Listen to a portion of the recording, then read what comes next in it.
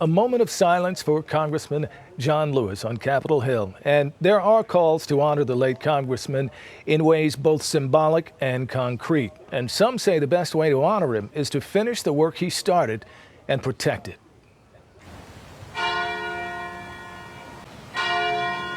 The bells of St. Luke's Episcopal Church in Atlanta ringing 80 times, one toll for each year of life for the man often called the conscience of Congress.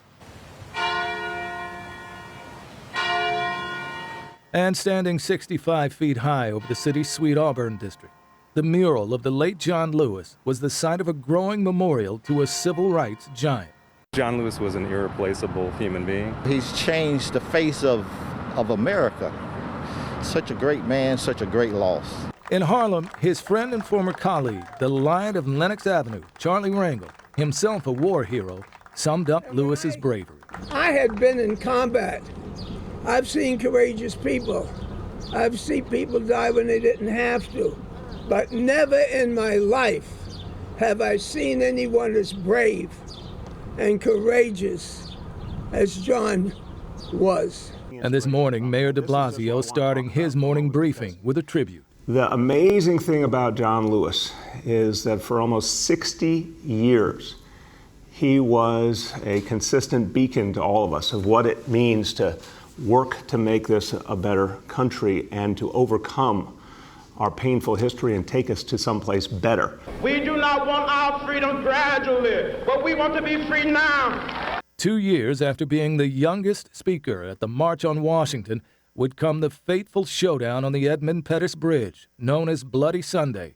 But not even a fractured skull at the end of a police baton that day would deter Lewis from the march toward voting rights and the Voting Rights Act of 1965. Today, a petition to rename that bridge, formerly named for a grand wizard of the Ku Klux Klan, for Lewis, has nearly 500,000 signatures. But with the right to vote once again in jeopardy with the 2013 High Court decision that invalidated federal oversight of elections, Lewis's colleagues, like Representative Hakeem Jeffries, say the most fitting tribute is to once again strengthen the act Lewis was willing to risk his life for. There'll be a lot of tributes appropriately to him. But here's the most important tribute that the Senate Republicans can do. Pass the Voting Rights Advancement Act and name it on behalf of John Lewis. Because he almost died to give all of us the right to vote. That bill to restore federal oversight, H.R. 4, was passed by the House at the end of 2019 and has since been in the Senate with no action.